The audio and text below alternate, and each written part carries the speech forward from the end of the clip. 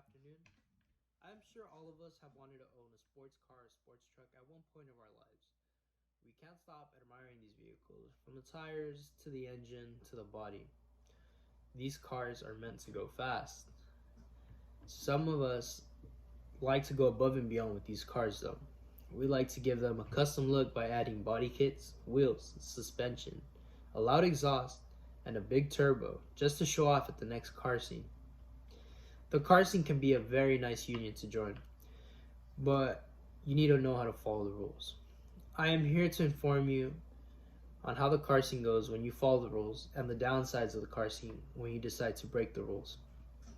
As you join the car scene, you learn how to admire every detail from a vehicle. It could be something as small as the stitching to something as big as the engine. In the car community, there is no hate.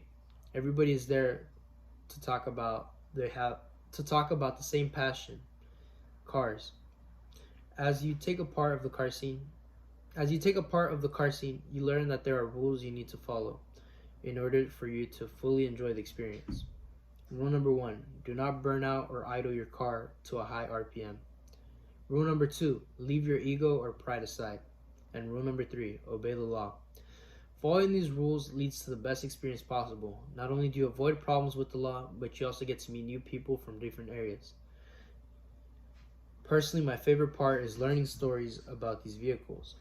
I like to learn on why they started to build their car. To me, it is fascinating. Most cars are very simple, but they have a deeper meaning than what they look like. For example, this is a car built by a guy named Andrew. Andrew grew up very poor, and he spent most of his teenage years riding a bicycle to get to work. He worked at McDonald's till he was 21, and he had a side hustle of selling car parts. One day he was blessed enough to open up his own car parts store. As his life started to prosper, both of his parents were battling against diabetes. They both ended up losing, and he suffered a tragic loss. Andrew wanted to pay respect to his parents by doing something special, so he decided to build his dream car and give it the colorway of a diabetic flag. A diabetic flag is colored light gray with blue, the same way Andrew's car is colored, light gray with blue rims. Another story, personal story of mine, me and my father built a Buick Regal. The car was completely rusted out, and it was my grandpa's. It was a purchase that he wanted to build, but he ended up passing away. He had always told us that he wanted to put a small 5.3 with a decent sized turbo, just to make good power. And when he passed away, the car sat. Me and my dad decided to pick it up again and build it the way he wanted it to be built. We completely restored the outside to look original. The interior is completely original, and we decided to take the heart out of a beast and put it inside. We ended up putting a LS 6.0 out of a Camaro with a big turbo. And this car has very deep meaning. But sadly, the car scene lately has had terrible reputation. The car community gets together at times and take over main streets, highways, and even public parking lots. And that isn't the problem. The problem is when they start to do burnouts. As soon as one starts to rebel, the others tag along and cause chaos on the streets. The risks that these car enthusiasts take when they take over are extremely dangerous. They could crash, leading them to getting injured or even killed. According to the Los Angeles Times, on Thursday, October 22nd, 2020, a large group of car enthusiasts broke rule number 1 by burning out in a main street in Costa Mesa, California. A 23-year-old man by the name of Sergio decided to hang out of a window while his cousin was doing a donut. The truck ended up flipping and killing him instantly.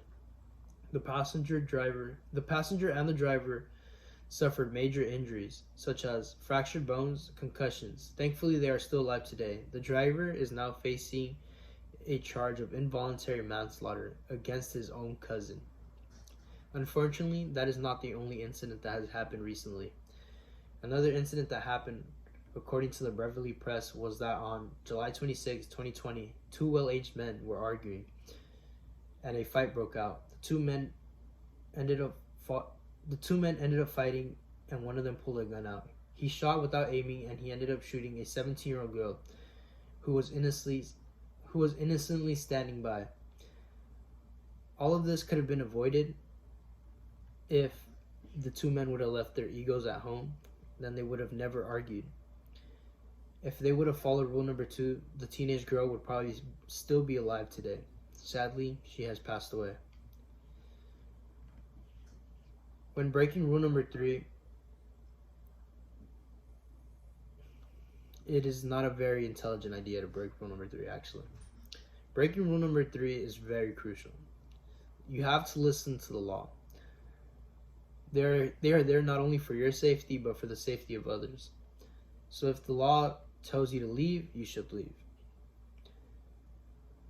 The issue with the car scene and the law is the car scene tends to act up against officers when all they're trying to do is they're trying to avoid people getting hurt. If you decide to neglect the law, you can face a couple charges, depending on what you did. You might even get your car impounded. You can't get rep stated. So if you have something like this big turbo that doesn't belong in the car, you can't get your car impounded and crushed. And all in all, breaking the 3 main rules is very, very idiotic. In some cases, it could lead to injuries or even death. The car scene will always have that bad reputation for taking over, but the car scene is the only place that I know that racism does not exist, hate does not exist, sexism does not exist, feminism does not exist, and it's the only place that I know that you can network and meet new people that have the same passion as you without any hate. And everybody is there for the love of cars.